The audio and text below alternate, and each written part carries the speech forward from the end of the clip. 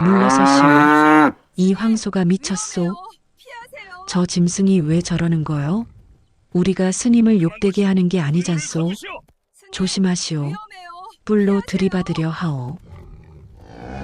우주지 스님, 어찌해야 합니까? 저 황소가 부도를 위험해요. 지키고 있습니다. 피하세요. 중생의 고통을 위해서라오. 무쇠야 미안하구나. 5년입니다. 위험해요. 꼬박 5년 피하세요. 동안 한 마리 황소가 스님의 무덤 앞을 지켰습니다. 비가 오나 눈이 오나 위험해요. 그 자리를 떠나지 않았습니다. 사람들은 말했죠. 저 황소가 스님의 마지막 제자라고. 위험해요. 하지만 피하세요. 극심한 가뭄이 찾아왔을 때 마을 사람들은 선택을 해야 했습니다. 살아있는 자들의 위험해요. 목숨인가, 피하세요. 죽은 자에 대한 예의인가. 그리고 그들이 부도를 열었을 때 스님, 아무도 예상하지 위험해요. 못한 진실이 피하세요. 드러났습니다. 안개가 산자락을 감싸는 고요한 새벽, 깊은 산속 청운함의 목탁 소리가 정막을 깨웠습니다. 70평생을 불법에 정진한 청운 스님이 예불을 마친 후 조용히 열반에 드는 순간이었죠. 스님의 평온한 얼굴에는 평생 추구해온 깨달음의 흔적이 담겨 있었습니다. 마지막 숨을 내쉬기 전 스님은 제자들에게 마지막 가르침을 전했습니다. 형상에 집착하지 말고 진정한 마음의 길을 찾아라. 모든 것은 변하고 영원한 것은 없느니라. 청운함에 모인 제자들과 마을 사람들은 스님의 열반에 깊은 슬픔을 느꼈습니다. 청운 스님은 평생 중생의 고통을 자신의 고통으로 여기며 살았고 특히 가뭄이 들 때면 신비롭게 물이 흐르는 곳을 찾아내는 능력이 있었기 때문이었습니다. 그러나 더 놀라웠던 것은 모든 생명체를 향한 그의 자비심이었지요. 스님께서는 유언으로 특별한 장례의식을 원하지 않으셨습니다. 수제자인 주지 스님이 말했습니다. 간소한 부도를 만들어 그곳에 모시는 것이 스님의 뜻입니다. 마을 사람들은 고개를 끄덕였습니다. 청운 스님의 소박했던 삶을 아는 이들에게 이는 놀라운 일이 아니었죠. 그들은 암자 뒤편의 작은 언덕에 간소한 부도를 만들었습니다. 석재로 된 부도는 화려한 장식 없이 소박했고 오직 청운 스님의 이름만이 작게 새겨져 있었습니다. 스님께서는 죽어서도 가르침을 주시는군요. 한 노인이 중얼거렸습니다. 화려한 것에 집착하지 말라는 가르침을. 부도가 완성된 날 예상치 못한 일이 벌어졌습니다. 투박하고 덩치 큰 황소 한 마리가 어디선가 나타나 천천히 부도 앞으로 걸어온 것이었어요. 그 황소의 몸은 거칠었지만 눈빛만은 깊은 산 옹달샘처럼 맑았습니다. 저 황소는 무쇠라고 부르는 녀석입니다. 마을 시장에서 짐을 나르던 소인데 마을의 한 어른이 말했습니다. 황소 무쇠는 부도 앞에 천천히 다가와 그 자리에 앉았습니다. 사람들은 황소를 데려가려 했지만 무쇠는 꿈쩍도 하지 않았어요. 해가 저물어 모두 떠난 후에도 무쇠는 그 자리를 지키고 있었습니다. 다음 날 아침 주지 스님이 부도를 찾았을 때도 황소는 여전히 그 자리에 있었습니다. 주지 스님은 무쇠의 눈을 들여다보며 말했어요. 내가 스님의 가르침을 받아 윤회의 굴레 속에서 깨달음을 얻으려 애쓰는 것이로구나. 그날부터 무쇠는 청운 스님의 부도를 떠나지 않았어요. 낮에는 주변의 풀을 뜯어먹고 물을 마시며 시간을 보냈지만 밤이 되면 부도 앞에 고요히 앉아 마치 명상하는 수행자처럼 보였습니다. 마을 사람들은 이런 무쇠의 모습에 경외심을 느꼈고 점차 이 황소를 특별한 존재로 여기기 시작했습니다. 저 황소는 분명 전생의 스님의 제자였을 거야. 한 노인이 말했습니다. 아니, 어쩌면 부처님의 화신일지도 몰라. 다른 이가 대답했죠. 소문은 빠르게 퍼졌고 멀리서도 사람들이 무쇠를 보기 위해 암자를 찾았습니다. 그러나 무쇠는 그저 묵묵히 부도 주변을 지키며 방문객들을 평온한 눈빛으로 바라볼 뿐이었죠. 시간은 흘러갔습니다. 봄의 싱그러운 기운, 여름의 푸른 생명력, 가을의 고요한 성숙함, 그리고 겨울의 적막한 명상까지 무쇠는 부도 곁에서 모든 변화를 지켜보았습니다. 한 해가 가고 또 한 해가 왔습니다. 이렇게 두 해, 세 해, 네 해가 흘렀지만 무쇠는 변함없이 그 자리를 지켰어요. 마을 사람들은 이제 이 황소를 청운의 수호자라 부르기 시작했습니다. 무쇠는 마치 마음챙김 SATI를 하는 것 같아 주지 스님이 말했습니다. 현재의 순간에 온전히 머물며 깨달음을 구하는 것처럼 보이는군요. 사계절의 변화가 반복되는 동안 무쇠의 몸은 점점 늙어갔지만 그의 눈빛만은 더욱 깊어졌습니다. 마치 오랜 수행을 통해 내면의 지혜가 깊어지는 수행자처럼 말이지요. 무쇠는 부도를 지키며 자신만의 수행을 이어갔습니다. 네 번의 계절이 지나고 다섯 번째 해가 시작되었습니다. 무쇠는 이제 부도 주변에서 평온한 일상을 보내고 있었지요. 아침에는 부도 주변을 걸어 다니며 풀을 뜯고, 낮에는 햇볕 아래 누워 휴식을 취했으며, 저녁이면 부도 앞에 앉아 마치 묵상하는 것처럼 고요히 시간을 보냈습니다. 마을 사람들은 이제 무쇠의 존재를 당연하게 여기며 그를 청운 스님의 정신적 계승자처럼 대했어요. 무쇠는 정말 특별한 소입니다. 주지 스님이 방문객들에게 설명하곤 했습니다. 부처님께서 말씀하신 일체 중생 신류불성의 가르침을 몸소 보여주는 존재죠. 모든 중생에게 불성이 있다는 진리를 증명하고 있습니다. 무쇠의 이야기는 인근 마을을 넘어 멀리까지 퍼졌고 사람들은 이 특별한 황소를 보기 위해 먼 길을 마다하지 않고 찾아왔습니다. 그들은 무쇠에게 공약물을 가져오기도 하고 때로는 자신들의 소원을 말하기도 했지요.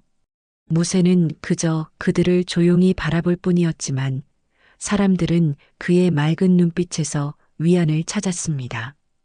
어느 봄날 한 노승이 청운암을 찾아왔습니다. 그는 멀리 북쪽 산사에서 온 원초 스님이었습니다. 오랜 여행으로 지친 모습이었지만 눈빛은 깊은 통찰력으로 빛나고 있었죠. 청운 스님의 열반 소식을 듣고 왔습니다. 원초 스님이 주지 스님에게 말했습니다. 청운 스님과 저는 젊은 시절 함께 수행했던 도반이었지요. 주지 스님은 원초 스님을 정중히 맞이했습니다. 먼 길 오셨습니다. 청운 스님의 부도를 찾으시겠지요? 원초 스님은 고개를 끄덕였습니다. 주지 스님이 그를 부도가 있는 곳으로 안내했을 때 원초 스님은 무쇠를 보고 깊은 감동을 받았습니다. 무쇠는 부도 앞에 조용히 앉아 있었고 방문자들을 보고도 미동도 하지 않았지요. 놀랍군요. 원초 스님이 감탄했습니다. 청운 스님의 가르침이 짐승에게까지 전해지다니. 네, 무쇠는 5년째 이 부도를 지키고 있습니다. 주지 스님이 설명했습니다. 밤낮으로 이 자리를 떠나지 않고 있지요. 원초 스님은 무쇠에게 천천히 다가갔습니다. 무쇠는 그를 경계하는 기색 없이 맑은 눈으로 바라보았지요. 원초 스님은 무쇠의 머리를 부드럽게 쓰다듬었습니다. 청운의 정신이 내 안에 살아있구나. 원초 스님이 중얼거렸습니다. 형상이 아닌 마음의 길을 찾고 있는 것이로구나. 그날 밤 원초 스님은 주지 스님과 오랜 대화를 나누었습니다. 그들은 청운 스님의 가르침과 무쇠의 특별한 행동에 대해 이야기했지요. 청운 스님은 항상 말씀하셨습니다. 원초 스님이 회상했습니다. 모든 중생은 부처가 될 수 있다. 무쇠의 행동은 이 가르침에 살아있는 증거가 아닐까요? 주지 스님은 동의했습니다. 무쇠는 우리에게 많은 것을 가르쳐주고 있습니다. 인간이 아닌 존재도 깊은 영적 연결을 느낄 수 있다는 것을요. 원초 스님은 며칠 머물다 떠났지만 그의 방문은 청운함에 새로운 의미를 더해 주었습니다. 사람들은 더욱 무쇠를 존중하기 시작했고 주지 스님은 무쇠의 행동을 더 깊이 관찰하기 시작했지요. 여름이 찾아왔고 청운암 주변은 푸른 생명력으로 가득 찼습니다. 무쇠는 여전히 부도를 지키며 평화로운 나날을 보냈습니다. 그러나 이 평화는 오래가지 않았어요. 여름의 끝자락, 비가 내리지 않는 날들이 이어지기 시작했습니다. 처음에는 아무도 걱정하지 않았습니다. 가끔 건조한 시기가 있는 것은 자연의 섭리였으니까요. 그러나 날이 갈수록 하늘에는 구름 한 점 보이지 않았고 뜨거운 태양은 대지를 말려갔습니다. 이런 가뭄은 처음이요. 마을의 노인들이 걱정했습니다. 이대로라면 올해 농사는 모두 말라 죽을 것 같소? 마을의 농과 밭은 점점 갈라지기 시작했고 우물의 물은 줄어들었습니다. 사람들의 얼굴에는 근심의 그림자가 짙게 드리웠습니다. 그들은 물을 찾아 이곳저곳을 헤매기 시작했지요. 무쇠도 가뭄의 영향을 받고 있었습니다. 부도 주변의 풀들이 말라가면서 먹을 것이 줄어들었고 물을 마시기 위해 더 먼 거리를 가야 했지요. 그럼에도 불구하고 무쇠는 부도를 떠나지 않았습니다. 그는 점점 야위어 갔지만 여전히 충성스럽게 그 자리를 지켰습니다. 무쇠는 정말 놀라운 의지를 보여주고 있어요. 주지 스님이 마을 사람들에게 말했습니다. 자신의 육체적 고통보다 스님의 부도를 지키는 것을 더 중요하게 여기고 있습니다. 마을 사람들은 무쇠에게 물과 먹을 것을 가져다 주기 시작했습니다. 그들은 무쇠의 충성심에 감동받았고 그를 도울 수 있는 방법을 찾았지요. 그러나 가뭄은 점점 심해졌고 마을 사람들 자신도 물 부족에 시달리기 시작했습니다. 이대로라면 우리 모두 굶주리게 될 거야. 한 마을 사람이 걱정했습니다. 청운 스님이 살아계셨다면 분명 물을 찾아주셨을 텐데. 다른 이가 한숨을 쉬었습니다. 그날 밤 마을의 지도자들이 모여 대책을 논의했습니다. 그들은 여러 가능성을 검토하다가 마침내 한 가지 생각에 도달했지요. 청운 스님의 부도에서 유해를 찾아 기도를 올리면 어떨까요? 한 장로가 제안했습니다. 스님께서 생전에 물을 찾는 신비한 능력이 있으셨다고 하니 그 영험함을 빌려볼 수 있지 않을까요? 사람들은 이 제안에 희망을 가졌습니다. 하지만 그것은 동시에 무쇠가 5년간 지켜온 부도를 열어야 한다는 뜻이었습니다. 과연 무쇠는 이를 허락할까요? 그리고 부도 안에는 정말로 무엇이 있을까요? 극심한 가뭄이 한 달째 계속되자 마을은 절박한 상황에 처했습니다. 농과 밭은 완전히 말라버렸고 우물은 바닥을 드러내기 시작했지요. 아이들의 목마름을 달래줄 물조차 부족해지자 마을 사람들은 마지막 희망을 품고 청운암의 주지 스님을 찾아갔습니다. 마을의 이장 김도섭과 여러 원로들이 청운암에 도착했을 때 무쇠는 여전히 부도 앞에 앉아 있었습니다. 그러나 한 달 전과는 달리 무쇠의 모습은 많이 야위어 있었습니다. 갈비뼈가 드러날 정도로 말랐지만 그의 눈빛만은 변함없이 맑았습니다. 스님, 마을이 가뭄으로 큰 고통을 겪고 있습니다.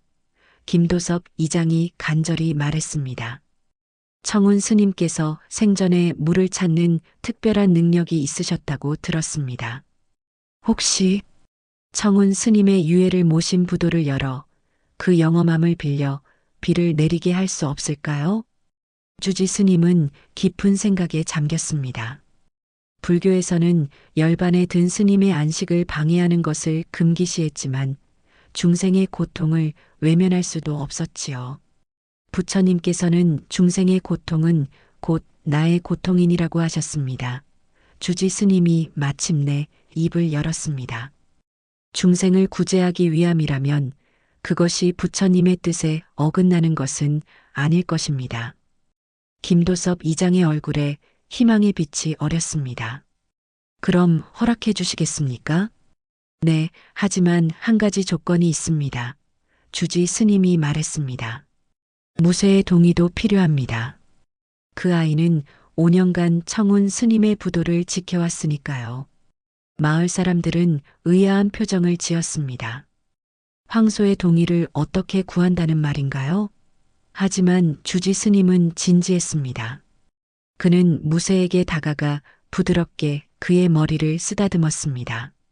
무쇠야, 마을 사람들이 고통받고 있단다. 청운 스님의 부도를 열어 도움을 구하고 싶어 하는데 내 생각은 어떠니? 무쇠는 주지 스님을 깊은 눈빛으로 바라보았습니다. 그의 눈에는 슬픔과 이해가 함께 담겨 있었지요. 무쇠는 천천히 일어나 부도 주변을 한 바퀴 돌았습니다. 그리고는 다시 원래 자리로 돌아와 앉았습니다. 무쇠가 동의한 것 같습니다. 주지 스님이 말했습니다. 내일 아침 부도를 열도록 하겠습니다. 마을 사람들은 희망과 기대로 가슴이 부풀었습니다. 그들은 다음날 필요한 도구를 가지고 다시 오기로 약속하고 마을로 돌아갔습니다. 그날 밤 주지 스님은 부처님 전에 기도를 올렸습니다. 부처님, 저희의 행위가 청운 스님의 평안을 해치지 않기를 바랍니다. 중생의 고통을 덜어주기 위한 일임을 이해해 주시옵소서. 다음 날 이른 아침 마을 사람들이 괭이와 삽을 들고 청운암에 도착했습니다. 그들은 경건한 마음으로 부도 앞에 모였습니다.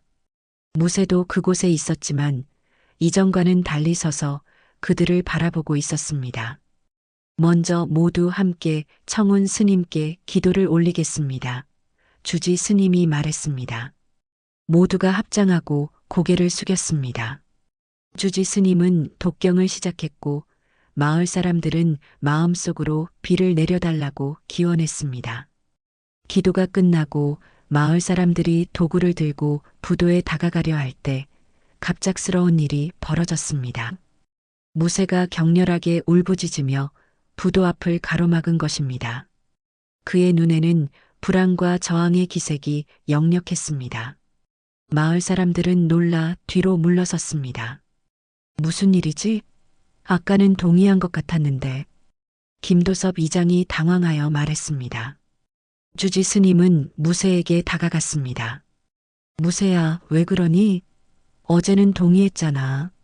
무쇠는 계속해서 부도 앞을 지키며 사람들이 다가오지 못하게 했습니다. 그의 눈에서는 눈물 같은 것이 흘러내렸습니다. 주지 스님은 무쇠의 행동을 이해하려 노력했습니다. 부처님께서는 일체계고라 하셨으나 그 고통 속에서 벗어나는 방법을 알려주셨지요. 주지 스님이 마을 사람들에게 말했습니다. 짐승의 눈에도 스님의 안식이 침범당하는 것이 고통으로 보이나 봅니다. 마을 사람 중 한 노인인 박상철이 무쇠에게 다가갔습니다. 그는 예전에 황소를 키운 경험이 있었지요. 무쇠야, 우리는 나쁜 일을 하려는 게 아니란다. 박상철 노인이 부드럽게 말했습니다. 마을이 가뭄으로 고통받고 있어. 아이들이 목말라하고 농작물은 죽어가고 있단다. 스님의 도움이 필요해. 무쇠는 박상철 노인의 눈을 깊이 바라보았습니다. 그리고 천천히 마치 이해한 듯이 몸을 물렸습니다. 하지만 여전히 그 자리에 앉아 눈물을 흘리며 사람들이 부도를 열기 위해 준비하는 모습을 지켜보았지요. 무쇠의 충성심과 슬픔이 느껴집니다. 주지 스님이 말했습니다. 그러나 때로는 고통스러운 선택도 필요한 법이지요. 이것이 바로 중도의 가르침입니다. 극단에 치우치지 않고 지혜롭게 판단하는 것이지요. 마을 사람들은 조심스럽게 부도의 돌을 하나씩 드러냈습니다. 그들의 손길은 경건했고 입에서는 기도의 말이 끊이지 않았어요. 주지 스님도 합장하며 부처님의 자비를 구했습니다. 땅을 깊이 파내려가자 마침내 단단한 흙층 속에서 무언가가 드러났습니다. 사람들은 숨을 죽이며 그것을 조심스럽게 꺼냈습니다. 그것은 작은 흙관이었습니다. 청운 스님의 유해가 담긴 관일 겁니다. 주지 스님이 경외심을 담아 말했습니다. 마을 사람들은 모두 고개를 숙이고 합장했습니다. 이제 마지막 순간 흙관을 열어 청운 스님의 유해를 모시고 기도를 올릴 차례였습니다. 과연 그 안에는 무엇이 있을까요? 그리고 그것이 가뭄에 시달리는 마을에 도움이 될 수 있을까요? 무쇠는 여전히 그 자리에 앉아 모든 것을 지켜보고 있었습니다. 그의 눈에는 이제 체념과 함께 무언가 깊은 이해가 깃들어 있었습니다. 흙관의 뚜껑이 조심스럽게 열렸습니다. 마을 사람들은 숨을 죽이며 그 안을 들여다보았습니다.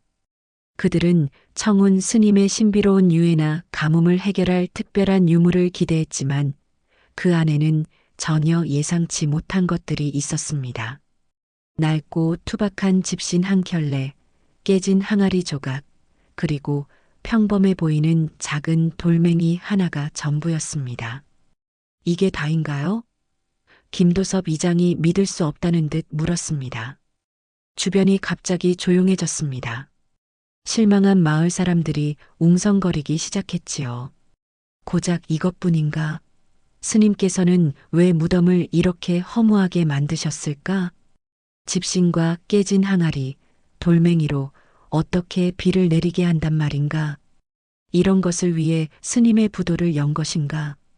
그들의 기대는 산산조각이 났습니다. 청운 스님의 유해는커녕 그들이 바라던 신비한 힘의 흔적도 찾을 수 없었습니다.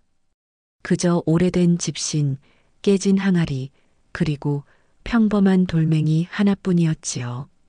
주지 스님은 침착하게 물건들을 살펴보았습니다. 그의 얼굴에는 실망보다는 깊은 사색의 빛이 어려 있었습니다. 스님께서 이런 물건들을 남기신 데는 분명 깊은 뜻이 있을 것입니다. 주지 스님이 말했습니다. 부처님께서는 법은 형상에 있지 않고 마음에 있다고 하셨습니다. 그때 흙관 옆에서 흙을 파던 젊은 농부가 외쳤습니다. 이건 집신이 아닙니다. 썩지 않은 무언가가 있습니다. 사람들은 다시 흙관으로 눈을 돌렸습니다. 집신처럼 보였던 것은 사실 오랜 세월에도 썩지 않은 특별한 재료로 만든 신발이었습니다. 그것은 청운 스님이 평생을 걸어온 수행의 길을 상징하는 듯 했습니다. 이것은 스님께서 깨달음을 얻으셨을 때 신으셨던 신발일 것입니다. 주지 스님이 경외심을 담아 말했습니다. 항아리 조각은 세속적 욕망의 무상함을, 돌멩이는 작지만 단단한 신념을 의미하는 듯합니다. 하지만 마을 사람들의 실망은 쉽게 가시지 않았습니다. 그들은 샘물을 찾거나 비를 내릴 수 있는 구체적인 무언가를 기대했었습니다. 집신이나 돌멩이가 그들의 가뭄을 해결해 줄 수는 없었지요. 그때 놀라운 일이 벌어졌습니다. 사람들이 집신을 들어 올리자 황소 무쇠가 갑자기 벌떡 일어나더니 그 집신을 조심스럽게 코로 툭 건드렸습니다. 모든 사람들의 시선이 무쇠에게 향했습니다. 그 순간 황소의 눈빛이 변했습니다. 짐승의 눈이 아닌 깊은 지혜와 연민이 담긴 눈이었습니다. 무쇠의 눈빛이 달라졌습니다. 주지 스님이 놀라움을 감추지 못했습니다. 무쇠는 천천히 부도가 있던 자리로 다가갔습니다. 사람들은 무쇠의 행동을 이해하지 못한 채 지켜보았지요. 황소는 주저앉아 있던 자리에서 일어나 자신이 5년간 지키던 무덤 자리를 발굽으로 툭툭 쳤습니다. 처음에는 아무 일도 일어나지 않았습니다. 그러나 무쇠는 계속해서 같은 자리를 쳤습니다. 3번, 4번, 5번, 7번째 치자 놀라운 일이 벌어졌습니다. 그 황소가 밟고 있던 곳에서 맑은 물이 솟아나기 시작한 것입니다. 처음에는 작은 물줄기였으나 곧 샘물처럼 콸콸 솟아올라 메말랐던 땅을 적셨습니다. 마을 사람들은 믿을 수 없다는 듯이 그 광경을 바라보았습니다. 그들이 그토록 찾아 헤매던 물이 바로 그들 앞에 나타난 것이었습니다. 그것도 청운 스님의 부도를 지키던 황소의 발굽 아래에서요. 기적이다. 한 사람이 소리쳤습니다. 청운 스님의 은혜로다. 또 다른 사람이 외쳤습니다.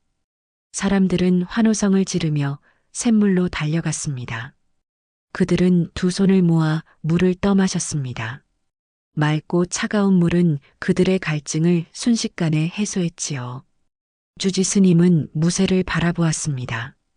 그리고 천천히 다가가 황소의 머리를 쓰다듬었습니다. 내가 이 모든 것을 알고 있었구나.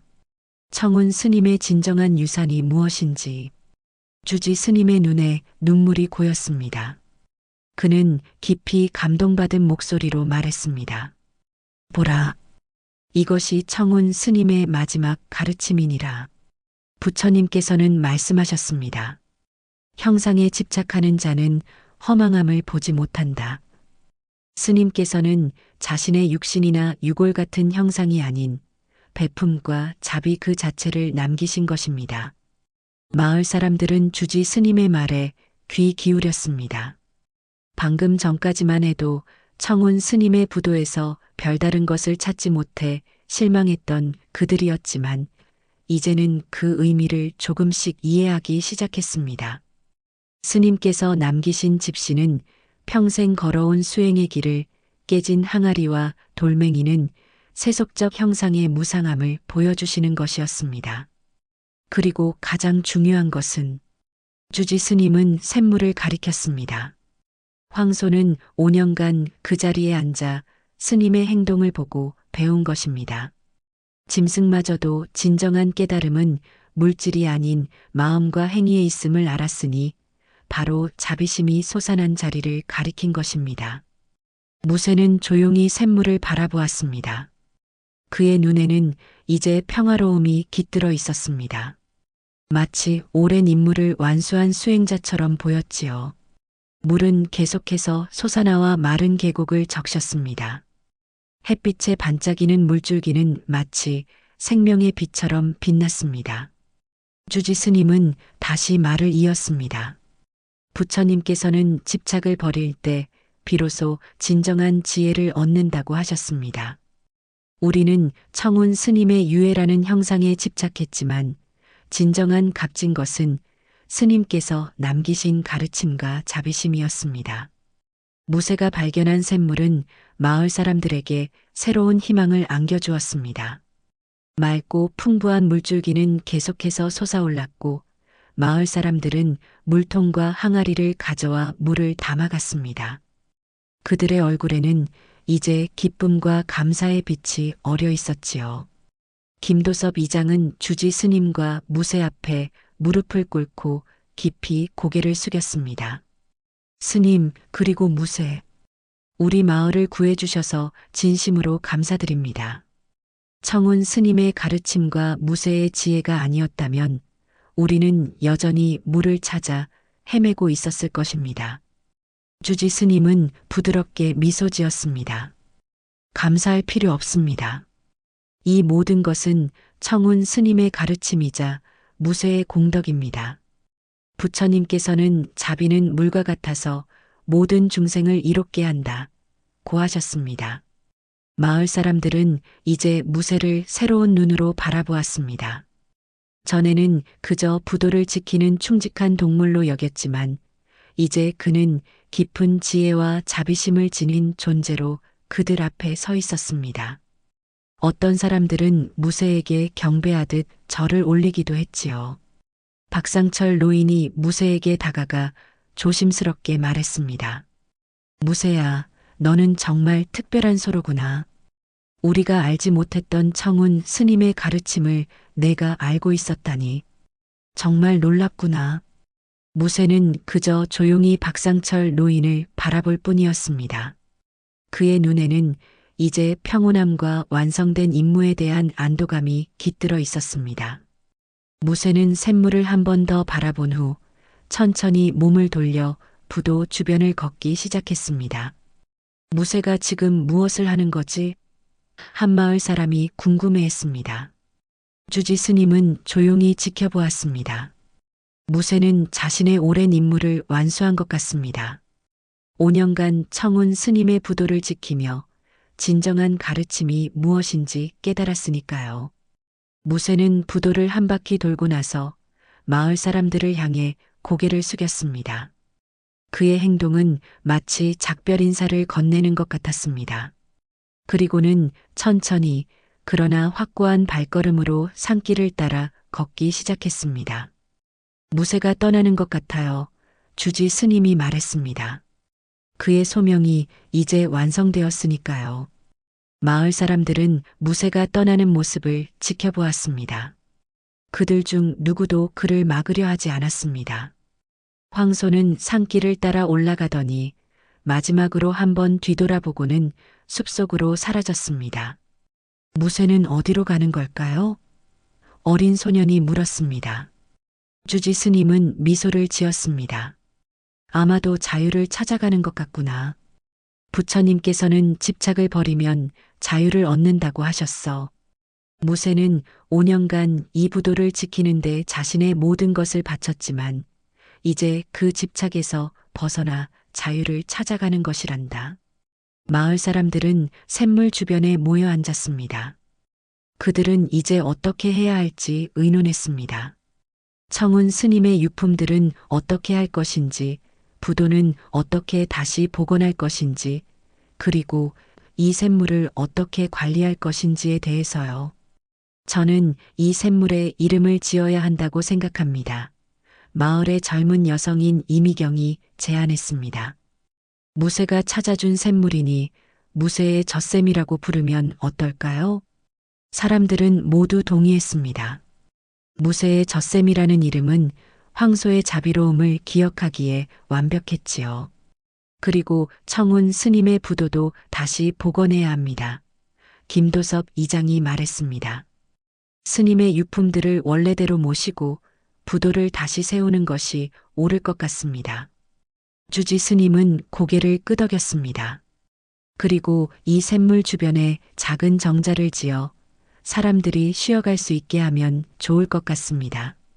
청운 스님과 무쇠의 이야기를 새긴 비석도 세워서 후대에 이 가르침이 전해지게 하는 것도 좋겠지요. 마을 사람들은 즉시 일을 시작했습니다. 그들은 청운 스님의 유품을 정성껏 다시 흙관에 모시고 부도를 복원했습니다. 무쇠의 젖샘 주변에는 작은 정자를 짓기 위한 기초 공사가 시작되었지요. 사람들은 힘을 합쳐 일했고 그 과정에서 더욱 하나가 되었습니다. 이 샘물은 우리에게 단순한 물만을 준 것이 아니에요. 이미경이 말했습니다. 우리에게 진정한 가르침과 화합을 가져다 주었습니다. 마을로 물이 돌아오면서 생명도 돌아오기 시작했습니다. 마른 농가 밭에 물을 대자 농작물들은 천천히 다시 생기를 찾았습니다. 마을 사람들의 얼굴에도 활력이 돌아왔고 아이들은 다시 뛰어놀기 시작했습니다. 그날 저녁 주지 스님은 부처님 전에 특별한 기도를 올렸습니다. 그는 청운 스님의 지혜와 무쇠의 충성에 감사드리고 모든 중생이 깨달음의 길로 나아갈 수 있기를 기원했습니다. 무쇠는 우리에게 진정한 불법이 무엇인지 보여주었습니다. 주지 스님이 기도했습니다. 형상이 아닌 마음, 말이 아닌 행동으로 가르침을 실천하는 것이야말로 진정한 수행임을 일깨워 주었습니다. 그날 밤 청운암과 마을에 오랜만에 단비가 내렸습니다. 마치 하늘도 무쇠의 행동과 마을 사람들의 깨달음을 축복하는 듯 했지요. 빗방울 소리는 마치 부처님의 가르침을 전하는 법문 같았습니다. 주지 스님은 창밖으로 내리는 비를 바라보며 생각했습니다. 무쇠는 어디에 있을까? 이 비를 맞으며 어디에서 쉬고 있을까? 하지만 그는 걱정하지 않았습니다. 무쇠는 이제 자신의 길을 찾아 떠났고 그것이 바로 무쇠가 원하던 것이었으니까요. 부처님께서 말씀하셨듯이 모든 것은 변하고 모든 만남에는 헤어짐이 있다. 는 진리를 받아들이는 것이야말로 진정한 지혜였습니다. 무쇠의 젖샘은 밤새도록 맑은 물을 솟구쳤고 그 물소리는 마치 부처님의 가르침이 끊임없이 흐르는 것 같았습니다. 마을 사람들은 이제 무쇠의 이야기를 자신들의 가슴 속에 깊이 새기게 되었지요. 그리고 그 이야기는 앞으로도 오랫동안 전해질 것이었습니다. 비가 내린 다음 날 아침, 마을과 청운함은 상쾌한 기운으로 가득 찼습니다. 젖은 흙 냄새와 식물들의 생기 넘치는 향기가 공기 중에 퍼졌고 새들은 기쁨에 찬 노래를 불렀습니다. 주지 스님은 이른 아침부터 예불을 올린 후 무쇠의 젖샘 주변을 정리하고 있었습니다. 청운 스님의 부도는 다시 복원되었고 유품들은 원래의 자리로 돌아갔습니다. 주지 스님은 부도 앞에 서서 깊은 생각에 잠겼습니다. 그는 어제의 사건을 통해 깨달은 것들을 마음속으로 정리하고 있었지요. 형상에 집착하지 말고 마음의 길을 찾으라. 주지 스님은 청운 스님의 마지막 말씀을 되새겼습니다. 이제야 그 말씀의 진정한 의미를 이해하게 되었습니다. 1시간 후 마을 사람들이 하나둘씩 청운함을 찾아왔습니다. 그들은 무쇠의 젖샘에서 물을 길어가기도 하고 정자 건설을 돕기 위해 목재와 도구를 가져오기도 했습니다. 모두가 활기차게 움직이는 가운데 주지 스님은 그들을 모아 특별한 이야기를 전하고자 했습니다. 여러분, 잠시 제 이야기를 들어주시겠습니까? 주지 스님이 말했습니다. 사람들은 작업을 멈추고 주지 스님 주위에 모였습니다. 그들의 얼굴에는 존경과 기대의 표정이 담겨 있었습니다. 어제 우리는 매우 특별한 경험을 했습니다. 주지 스님이 말을 이어갔습니다. 청운 스님의 부도를 열고 예상치 못한 유품들을 발견했지요. 그리고 무쇠가 보여준 놀라운 행동을 통해 샘물을 얻었습니다. 이 모든 일에는 깊은 가르침이 담겨 있습니다. 사람들은 고개를 끄덕이며 경청했습니다. 주지 스님은 부도를 가리키며 말했습니다. 청운 스님께서는 자신의 육신이나 유골 같은 물질적인 형상을 남기지 않으셨습니다. 대신 자신의 수행과 가르침을 상징하는 단순한 물건들을 남기셨지요. 부처님께서는 재범무하라 하셨습니다. 모든 현상에는 영원한 자아가 없다는 뜻입니다. 스님은 이 가르침을 마지막 순간까지 실천하신 것입니다. 김도섭 이장이 물었습니다. 하지만 스님, 왜 무쇠는 그 부도를 5년이나 지켰을까요? 그리고 어떻게 샘물을 찾을 수 있었을까요? 주지 스님은 미소를 지었습니다. 무쇠는 청운 스님의 진정한 제자였습니다. 비록 말을 하지 못하는 동물이지만 그는 스님의 가르침을 가장 깊이 이해했던 것 같습니다. 부처님께서는 일체 중생 신류불성이라 하셨습니다. 모든 중생에게는 불성이 있다는 뜻이지요. 무쇠 역시 그 불성을 깨우친 것입니다. 그럼 무쇠는 어디로 간 걸까요? 이미경이 궁금해했습니다. 무쇠는 자신의 소명을 완수했습니다. 주지 스님이 대답했습니다. 부처님께서 사섭득이라 하셨듯이 내려놓음으로써 얻는 법입니다. 무쇠는 5년간의 집착을 내려놓고 자유를 찾아 떠난 것이지요. 사람들은 주지 스님의 말에 깊은 감명을 받았습니다. 그들은 이제 청운 스님과 무쇠의 이야기를 통해 불교의 가르침을 조금 더 이해하게 되었습니다. 작업이 다시 시작되었고 사람들은 더욱 열정적으로 정자 건설에 참여했습니다. 그들은 이제 단순히 쉼터를 만드는 것이 아니라 깨달음의 장소를 만든다는 생각으로 일했지요. 젊은이들은 돌을 나르고 노인들은 지혜를 나누며 모두가 하나가 되어 일했습니다. 오후가 되자 무쇠의 젖샘 주변에 작은 정자의 기둥이 세워졌습니다. 정자는 소박하지만 아름다웠고 샘물의 맑은 소리와 어우러져 평화로운 분위기를 만들어냈습니다. 이 정자에 무슨 이름을 붙이면 좋을까요? 김도섭 이장이 물었습니다. 잠시 고민하던 주지 스님이 말했습니다.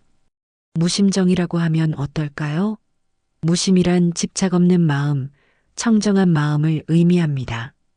무쇠가 보여준 그 순수한 마음을 기리는 뜻으로요. 모두가 그 이름에 동의했습니다. 무심정은 이제 청운함과 마을 사람들에게 특별한 장소가 될 것이었습니다. 해가 서산에 기울 무렵 정자는 거의 완성되었습니다. 지붕만 얹으면 끝나는 상황이었지요. 사람들이 하루의 일을 마무리하려 할 때 놀라운 일이 벌어졌습니다. 멀리서 무쇠의 울음소리가 들려온 것입니다. 모두가 소리가 난 방향을 바라보았지만 무쇠의 모습은 보이지 않았습니다. 소리는 산 깊은 곳에서 울려 퍼지는 것 같았고 그것은 마치 작별 인사처럼 들렸습니다. 무쇠의 마지막 인사인 것 같습니다. 주지 스님이 말했습니다. 그는 이제 자신의 새로운 길을 찾아 떠나는 것 같군요. 울음소리는 3번 울려 퍼진 후 사라졌습니다. 마을 사람들은 무쇠를 향해 합장하며 감사의 마음을 전했습니다. 그날 밤 주지 스님은 청운 스님과 무쇠의 이야기를 기록하기 시작했습니다. 그는 이 특별한 가르침이 후대에 전해지기를 바랐습니다. 청운 스님께서 열반에 드신 후 한 황소가 5년간 스님의 부도를 지켰다. 그 황소의 이름은 무쇠라 불렸으며 그는 마치 수행자처럼 부도 앞에서 시간을 보냈다. 가뭄이 찾아왔을 때 무쇠는 스님의 진정한 가르침을 보여주었으니 주지 스님은 밤늦도록 붓을 놓지 않았습니다. 그는 이 이야기가 단순한 전설이 아닌 살아있는 가르침으로 남기를 원했습니다. 다음 날 아침 마을 사람들이 다시 청운함을 찾았을 때 그들은 놀라운 광경을 보게 되었습니다. 무쇠의 젖샘 주변에 아름다운 야생화들이 피어 있었던 것입니다. 하루 만에 이렇게 많은 꽃이 필 수 없는데도 말이지요. 이것도 무쇠의 선물인 것 같습니다. 주지 스님이 말했습니다. 부처님께서는 일화시연이라 하셨습니다. 한 송이의 꽃을 통해 우주의 진리를 보여준다는 뜻이지요. 사람들은 꽃들 사이를 걸으며 경이로움을 느꼈습니다. 샘물은 계속해서 맑고 풍부하게 흘렀고 그 물은 마을의 생명을 불어넣었습니다. 청운 스님과 무쇠의 이야기는 이제 마을 사람들의 마음속에 깊이 새겨졌습니다. 그들은 무쇠가 보여준 깨달음의 순간을 영원히 기억할 것이었습니다. 형상이 아닌 마음의 길을 말이 아닌 행동으로 보여준 그 소중한 가르침을요. 1년이 흘렀습니다. 청운함의 무쇠의 젖샘과 무심정은 이제 마을 사람들뿐만 아니라 멀리서 오는 순례자들에게도 유명한 곳이 되었습니다. 주지 스님이 기록한 청운 스님과 무쇠의 이야기는 여러 절에 전해졌고 많은 스님들이 그 가르침에 감동받아 청운함을 찾아왔습니다. 무쇠의 젖샘은 한 번도 마른 적이 없었습니다. 가장 뜨거운 여름에도 가장 추운 겨울에도 변함없이 맑고 풍부한 물을 공급했지요. 사람들은 이 샘물에 신비한 치유력이 있다고 믿기 시작했습니다. 몸이 아픈 사람들이 이 물을 마시고 나아졌다는 이야기가 퍼져 더 많은 사람들이 찾아왔습니다. 마을은 이제 예전보다 훨씬 번성했습니다. 샘물 덕분에 농사가 잘 되었고 방문객들 덕분에 마을 경제도 좋아졌습니다. 사람들은 이 모든 것을 무쇠의 덕분이라고 생각했습니다. 청운 스님의 열반 일주기를 맞아 마을 사람들은 특별한 행사를 준비했습니다. 그들은 무쇠의 젖샘 주변에 돌탑을 쌓고 무쇠와 청운 스님을 기리는 작은 의식을 열기로 했습니다. 의식을 준비하는 과정에서 한 가지 의문이 제기되었습니다. 스님, 무쇠는 정말로 어디로 간 걸까요? 이미경이 주지 스님에게 물었습니다. 1년이 지났는데도 그 누구도 무쇠를 본 사람이 없어요. 주지 스님은 잠시 생각에 잠겼습니다. 부처님께서는 색즉시공, 공즉시색이라 하셨습니다. 형상과 공은 둘이 아니라는 뜻이지요. 무쇠의 물질적 형상은 사라졌을지 모르지만 그의 정신은 이 샘물과 함께 여전히 우리 곁에 있습니다. 그날 저녁 의식이 거행되었습니다. 마을 사람들과 방문객들이 모두 모여 청운 스님을 기리고 무쇠의 지혜에 감사드렸습니다. 주지 스님은 무쇠와 청운 스님의 이야기를 들려주었고 그 가르침의 의미를 설명했습니다. 청운 스님은 돌아가시기 전에 형상에 집착하지 말고 마음의 길을 찾으라고 하셨습니다. 무쇠는 그 가르침을 가장 잘 이해한 제자였지요. 그는 5년간의 침묵과 인내를 통해 진정한 깨달음에 이르렀습니다. 부처님께서는 일승을 말씀하셨습니다. 모든 중생이 부처가 될 수 있는 하나의 길이 있다는 뜻이지요. 무쇠는 그 길을 걸었습니다. 의식이 끝난 후 사람들은 각자의 소원을 담은 작은 돌을 가져와 돌탑에 얹었습니다. 돌탑은 점점 높아졌고 그것은 마치 무쇠의 정신이 계속해서 성장하는 것 같았습니다. 밤이 깊어갈 때 놀라운 일이 벌어졌습니다. 달이 밝게 빛나는 가운데 무쇠의 젖샘 주변에 맑은 안개가 피어오르기 시작했습니다. 그 안개는 마치 황소의 형상을 하고 있는 것 같았습니다. 보세요. 어린 소년이 외쳤습니다. 무쇠가 돌아왔어요. 사람들은 숨을 죽이며 그 광경을 바라보았습니다. 안개 속에서 황소의 형상이 점점 뚜렷해졌다가 잠시 후 다시 흩어졌습니다. 그것은 마치 무쇠가 자신의 존재를 확인시켜주는 것 같았습니다. 무쇠의 영혼이 우리를 방문한 것 같군요. 주지 스님이 감동받은 목소리로 말했습니다. 부처님께서는 불멸을 말씀하셨습니다. 진정한 정신은 죽지 않는다는 뜻이지요.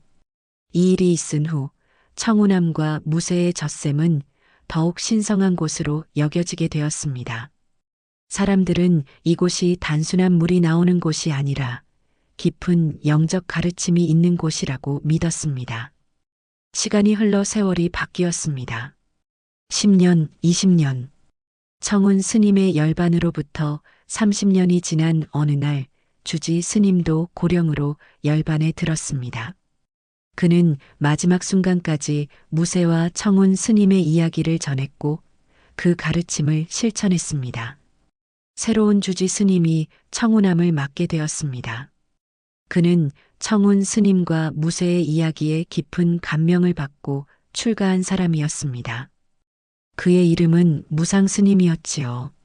제 평생의 소원은 청운 스님과 무쇠의 가르침을 계승하는 것입니다. 무상 스님이 취임식에서 말했습니다. 형상에 집착하지 않고 진정한 마음의 길을 찾는 수행을 이어가겠습니다.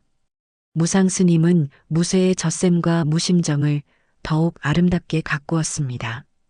그는 주변에 다양한 꽃과 나무를 심고 평화로운 명상의 공간을 만들었습니다. 또한 청운 스님과 무쇠의 이야기를 담은 경전을 편찬하여 더 많은 사람들에게 그 가르침을 전했습니다.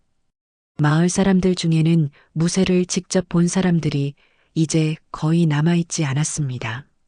하지만 그들의 자녀와 손주들은 무쇠의 이야기를 마치 어제 일처럼 생생하게 들었습니다. 그것은 이제 마을의 소중한 전통이 되었지요. 할아버지, 무쇠는 정말로 존재했나요? 어린 소녀가 노인에게 물었습니다. 그럼 물론이지, 노인이 대답했습니다. 내가 어렸을 때 직접 보았단다. 무쇠는 평범한 황소가 아니었어. 그의 눈빛에는 깊은 지혜가 담겨 있었지. 무쇠는 지금 어디에 있나요? 노인은 무쇠의 젖샘을 가리켰습니다. 무쇠는 저기에 있단다. 이 샘물 속에, 이 공기 속에, 그리고 우리의 마음 속에. 부처님께서 말씀하셨듯이 색신부리진 법신이란다. 물질적 형상은 진정한 법신과 다르지 않다는 뜻이지. 무쇠의 정신은 여전히 우리와 함께 있단다. 소녀는 고개를 끄덕이며 샘물을 바라보았습니다. 그녀의 눈에 샘물은 마치 살아있는 것처럼 보였습니다. 매년 청운 스님의 열반일에는 특별한 행사가 열렸습니다. 사람들은 무쇠의 젖샘에 모여 돌탑을 쌓고 청운 스님과 무쇠를 기리는 의식을 거행했습니다. 그들은 무쇠가 보여준 깨달음의 길을 기억하고 그 가르침을 자신의 삶에 적용하려 노력했지요. 무쇠의 젖샘은 결코 마르지 않았습니다. 그것은 마치 무쇠의 자비심과 청운 스님의 가르침이 영원히 흐르는 것 같았습니다. 샘물은 마을을 넘어 점점 더 많은 곳으로 흘러갔고 그 물을 통해 많은 사람들이 생명과 평화를 얻었습니다. 세월이 흘러 청운 스님의 열반으로부터 100년이 지났습니다. 청운암은 이제 큰 사찰로 성장했고 무쇠의 젖샘과 무심정은 전국적으로 유명한 성지가 되었습니다. 사람들은 멀리서도 이곳을 찾아와 샘물을 마시고 무쇠의 이야기를 듣고 갔지요. 마을 역시 크게 발전하여 이제는 작은 도시가 되었습니다. 하지만 사람들은 여전히 자신들의 역사를 소중히 여기며 무쇠와 청운 스님의 가르침을 삶에 적용하려 노력했습니다. 매년 청운 스님의 열반일에는 큰 축제가 열렸고 많은 사람들이 참여했습니다. 현재의 청운암 주지 스님은 해광 스님이었습니다. 그는 무쇠의 이야기를 현대적인 방식으로 해석하여 더 많은 사람들에게 전하려 노력했습니다. 부처님께서는 일체유심조라 하셨습니다. 해광 스님이 설법에서 자주 말했습니다. 모든 것은 마음에서 비롯된다는 뜻이지요. 무쇠는 이 가르침을 몸소 보여주었습니다. 그의 순수한 마음과 자비심이 메마른 땅에서 샘물을 솟아나게 한 것입니다.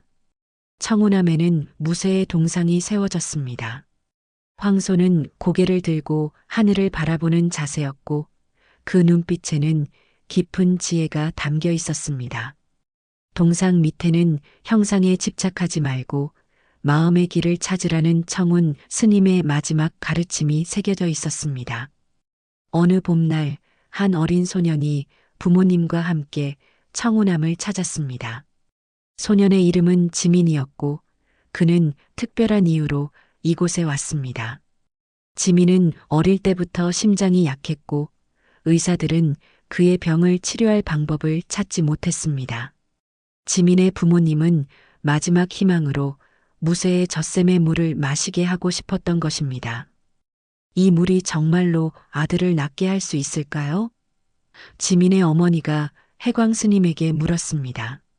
해광 스님은 미소를 지었습니다. 이 물에는 특별한 힘이 있습니다. 그러나 그것은 단순한 물질적 치유력이 아니라 무쇠의 자비심과 청운 스님의 지혜가 담겨 있는 것이지요. 부처님께서는 신심을 말씀하셨습니다. 진실된 마음으로 믿는 것이 중요합니다. 지민은 무쇠의 젖샘으로 다가가 물을 마셨습니다. 그 물은 맑고 시원했으며 마치 생명력으로 가득 찬 것 같았습니다. 지민은 무쇠의 동상을 바라보았습니다. 스님, 무쇠 이야기를 들려주세요. 지민이 해광 스님에게 요청했습니다. 해광 스님은 지민을 무심정으로 안내하고 무쇠와 청운 스님의 이야기를 들려주었습니다. 지민은 깊은 관심을 보이며 이야기에 빠져들었습니다. 무쇠는 정말 대단한 소였네요. 지민이 말했습니다. 그는 말을 못했지만 행동으로 모든 것을 보여줬어요. 그렇단다. 해광 스님이 대답했습니다. 부처님께서는 불린문자라 하셨어. 말이나 글에 의존하지 않고 진리를 전한다는 뜻이지. 무쇠는 말없이 가장 깊은 가르침을 전했단다. 지민은 무쇠의 동상을 한참 바라보았습니다. 그리고 문득 자신의 가슴에 손을 얹었습니다. 스님, 제 가슴이 따뜻해요. 마치 무쇠가 제 안에 있는 것 같아요. 해광 스님은 고개를 끄덕였습니다. 무쇠의 정신은 여전히 살아있단다. 그것은 이 샘물을 통해 그리고 우리의 마음을 통해 계속해서 흐르고 있지. 그날 이후 놀라운 일이 일어났습니다. 지민의 건강이 점점 나아지기 시작한 것입니다. 의사들은 설명할 수 없는 회복이라고 말했지만 지민의 부모님은 그것이 무쇠의 젖샘과 무쇠의 정신 덕분이라고 믿었습니다. 지민은 자주 청운암을 찾아와 무쇠의 젖샘에서 물을 마시고 무쇠의 이야기를 생각했습니다. 그는 점점 건강해졌고 자라면서 불교에 깊은 관심을 갖게 되었습니다.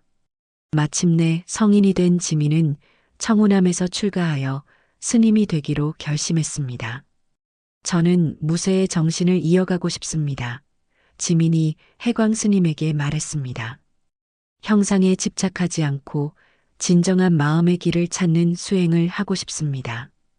해광 스님은 기쁘게 지민을 제자로 받아들였습니다. 지민은 법명으로 무석이라는 이름을 받았습니다. 무석은 무쇠의 한자식 표현으로 무쇠의 정신을 계승한다는 의미였습니다. 무석 스님은 열심히 수행하며 불법을 공부했습니다. 그는 특히 무쇠의 젖샘 주변에서 많은 시간을 보냈고 그곳에서 깊은 명상에 잠기곤 했습니다. 어느 날 그는 명상 중에 특별한 경험을 했습니다. 저는 무쇠를 보았습니다. 무석 스님이 해광 스님에게 말했습니다. 명상 중에 황소가 제 앞에 나타났습니다. 그의 눈빛은 깊고 맑았으며 그는 저에게 뭔가를 전하려는 듯 했습니다. 해광 스님은 미소를 지었습니다. 무쇠의 정신이 너에게 나타난 것이로구나. 부처님께서는 일체즉일이라 하셨다. 모든 것은 하나라는 뜻이지. 너와 무쇠, 청운 스님, 그리고 이 샘물 모두가 하나로 연결되어 있는 것이란다. 세월이 더 흘러 해광 스님이 열반에 들자 무석 스님이 청운암의 주지 스님이 되었습니다. 그는 청운 스님과 무쇠의 가르침을 더욱 널리 전파하기 위해 노력했고 무쇠의 젖샘을 보존하고 발전시켰습니다. 청운 스님의 열반 200주년을 맞이하여 무석 스님은 특별한 행사를 준비했습니다. 그는 전국의 스님들과 불자들을 청운암으로 초대하여 대규모 법회를 열었습니다. 수천 명의 사람들이 참석했고 모두 함께 청운 스님과 무쇠의 정신을 기렸습니다. 오늘 우리는 200년 전 한 황소가 보여준 깊은 깨달음을 기억합니다. 무석 스님이 법문을 시작했습니다. 무쇠는 우리에게 가장 중요한 가르침을 전했습니다. 그것은 바로 형상이 아닌 마음, 말이 아닌 행동으로 진리를 실천하는 것입니다. 부처님께서는 열애지견을 말씀하셨습니다. 부처님의 지혜와 통찰력으로 세상을 바라보는 것이지요. 무쇠는 그 지혜를 가지고 있었습니다. 법회가 끝난 후 모든 참석자들은 무쇠의 젖샘에서 물을 떠마셨습니다. 그들은 그 물을 통해 무쇠의 정신과 하나가 되는 느낌을 받았습니다. 밤이 되자 무쇠의 젖샘 주변에 맑은 안개가 피어올랐습니다. 달빛 아래 그 안개는 마치 황소의 형상을 하고 있는 것 같았습니다. 무석 스님과 몇몇 참석자들은 그 광경을 지켜보았습니다. 무쇠는 여전히 우리와 함께 있습니다. 무석 스님이 말했습니다.